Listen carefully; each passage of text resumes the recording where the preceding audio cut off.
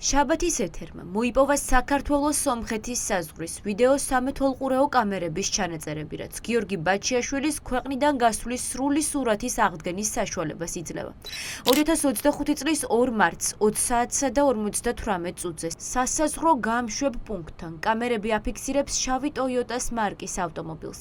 მას ქართველი მესაზღვრე ათვალიერებს და საზღვარზე ატარებს. ამ დროს არავინ იცის, რომ მანქანის საბარგულში მოწყობილ სპეციალურ სამალავში ოლიგარქის მილიარდების ყოფილი მმართველი ზის. არმისულის სოფელ სადახლოსთან გიორგიმ გამაჭერებინა მანქანა და დაიწყო სამალავში ჩაჯდომა. სამალავი მანქანაში მოწყობილი იყო უკანას სავარძელსა და საბარგულს შორის. მანქანით მივადექის სადახლოს გამშვებ პუნქტს, სადაც შემამოწმეს პირადად და შეამოწმეს მანქანა. ერევანში ჩასვლის შემდეგ მეის აეროპორტში მივიყვანეს, საიდანაც გაფრენას აპირებდა. ბაჩიაშვილი სომხეთიდან ყადარში, ერევანი დოჰას რეისით გაფრინდა. შემდეგ გადავიდა აბუდაბიში, აქედან კი ოლიგარქი მის კვალს კარგავს. აბუდაბი თბილისს უარსეუბნება მიაწოდოს ინფორმაცია, სად წავიდა არაბთა გაერთიანებული საამიროებიდან ბაჩიაშვილი და რა გზებით დატოვა ქვეყანა. ამიტომ ივანიშვილის რეჟიმის ერთადერთი იმედი ახლა ინტერპოლია. ამერიკის და ევროკავშირის წევრი ქვეყნების მიერ სანქცირებული ქართული სასამართლო დასავლეთში სანდოობით ვერ სარგებლობს, რაც ინტერპოლით ბაჩიაშვილზე ძებნის გამოცხადების შანსებს ამცირებს. რომც მოხდეს ყველაზე ცუდ შემთხვევას ვიტყოდი დაკავება ბუნებრივია, მისი გადმოცემა არც ერთ შემთხვევაში არ მოხდება. რამოდენიმე ნიშნის გამო, ერთი რომ თვითონ როგორც იდევნება, ეს არის პოლიტიკური ნიშანი და ეს უკვე მკაფიოდ არის ქვეყანაში გამოკვეთილი, მისი სისხლის სამართლის საქმეში გამოკვეთილია.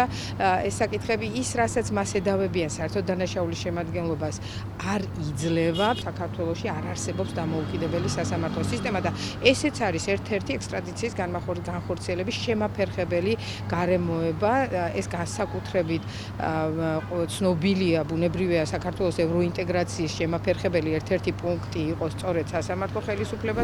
ოლიგარქის პროკურატურამ და შინაგან საქმეთა სამინისტრომ უკვე მიმართეს შესაბამის უწყებებს, რომ თანაინვესტირების ფონდის ყოფილი ხელმძღვანელი წითელი ცირკულარით ძებნულად გამოცხადდეს.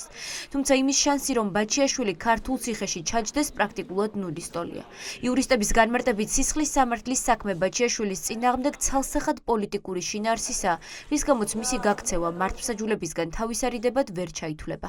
როდესაც რწმუნდება საერთაშორისო ძებნის ორგანო, რომ ადამიანის მიმართ არის პოლიტიკური ინტერესი, მისი დასჯის სურვილი, ან სადაც ხედავს, რომ სასამართლო არ არის გარანტირებული, რომ სამართლიანად განიხილავს და მეუკერძოებად შეწყვეტილა ძებნაც, ან არ გამოცხადებულა ძებნა.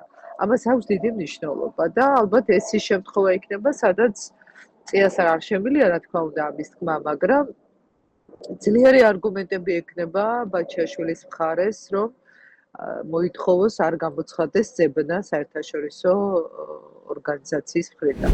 ბიტკოინების საქმე საქალაქო სასამართლოში თითქმის 2 წელია იხილება. მთელი ამ დროის მანძილზე გიორგი ბაჩიაშვილს აკრძალული ჰქონდა საქართველოს დატოვება და ჩამორთმეული ჰქონდა პასპორტები. პროკურატურაში ჩაბარებული რუსული პასპორტის ვადის გასვლის შემდეგ მან შვეიცარიის საელჩოში ახალი პასპორტის აღება შეძლო და გამოძიებისვე ვერსიით უკანასკნელი 3 თვის განმავლობაში აქტიურად სახავდა ქვეყნიდან გაქცევის გეგმას. ფაქტია, რომ ყველაფერი მათ თვალწინ ხდებოდა, თუმცა ძალოვანმა უწყებებმა ბაჩიაშვილის ქვეყნიდან გასვლის გაგება მხოლოდ 2 დღის შემდეგ და ისიც მისივე Facebook პოსტით შეძლეს. სისტემიდან პროფესიონალების გადინება ხდება მაქსიმალურად.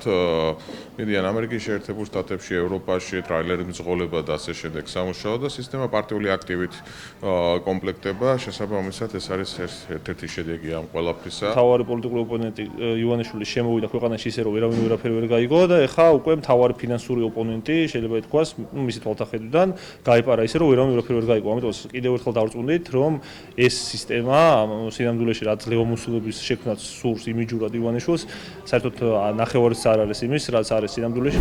საუკუნის გაქცევის შემდეგ ოლიგარქის რეჟიმს სრული პანიკა აქვს. გაორმაგებული რესურსი დაიწყეს თვალთვალი პოლიტიკური დევნის მსხვერპლ ბიზნესმენზე, რომელმაც სისტემა ბიზნესის რეკეტში ამხილა. თანაინვესტირების ფონდის ყოფილი ხელმძღვანელის გაქცევის შემდეგ გიორგი ჩიკვაიძეს სუსი რამდენიმე მანქანით დასდევს. ქუჩაში ფეხით მოსიარული აგენტები დაყვებიან და ბიზნესმენის ყველა გადაადგილებას ტელეფონებით იღებენ. გამომხედე. მოდიაკ, რატო დაყვები შესუსის მონაშენ? მოდიაკ ბიჭო. მოდიაკ, მოიპარე? იოგურტი მოიპარე? და აგდე ძირს შესამარცხიდო შენა? დიაკ შენ. შე ქათამო შე.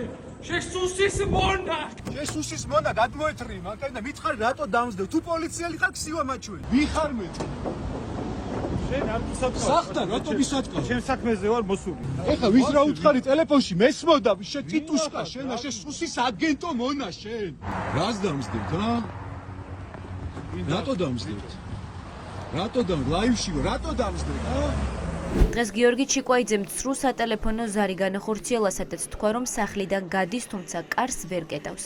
საუბრის დასრულებიდან 15 წუთში ბიზნესმენის სახლში სუსის 2 ნიღბიანი თანამშრომელი მივიდა. ჩემ სახლში რა გინდოდათ მითხარ რა გინდოდა ჩემ სახლში მითხარ ჩემ სახლში რა გინდოდა მითხარი გააშერე მანქანა ლაივში ვარ ჩემ სახლში რა გინდოდა მითხარი გააჩერე მანქანა გადმოდი მანქანიდან ჩემი ასე ვთქვათ ლიკვიდაცია არანაირ შედეგს არ მოგიტანთ საზოგადოება გაიგებს ყველაფერს თუ რამდენად ვჭიდროთ ხართ გადაბმული რუსეთის დაზვერვასთან ვინ ხელმძღვანელობს ამას და როგორ ახერხებთ ამას საქართველოში ასევე მინდა თქვა რომ ამ ყველაფრის თანამონაწილეა ქვეყნის გენერალური პროკურორი კორუმპირებული კრიმინალი გიორგი გაბიტაშვილი გიორგი ბაჩიაშვილის საქმე მივანიშვილის რეჟიმის უძლეველობის მითი დაამსხვრია. ფაქტია, რომ რეჟიმის ლიდერის მთავარ სამიზნესაც კი ქვეყნიდან გასვლა ისე შეუძლია, რომ ვერავინ ვერაფერი გაიგოს. სისტემამ სრული კრახი განიცადა. ამიტომ ახლა ვახო გომელაური და გრიგოლ ლილუაშვილის სიტუაციის გამოსწორებას პოლიტიკური დევნის მსხვერპლ ხალხზე თვალთვალის გამკაცრებით ცდილობენ.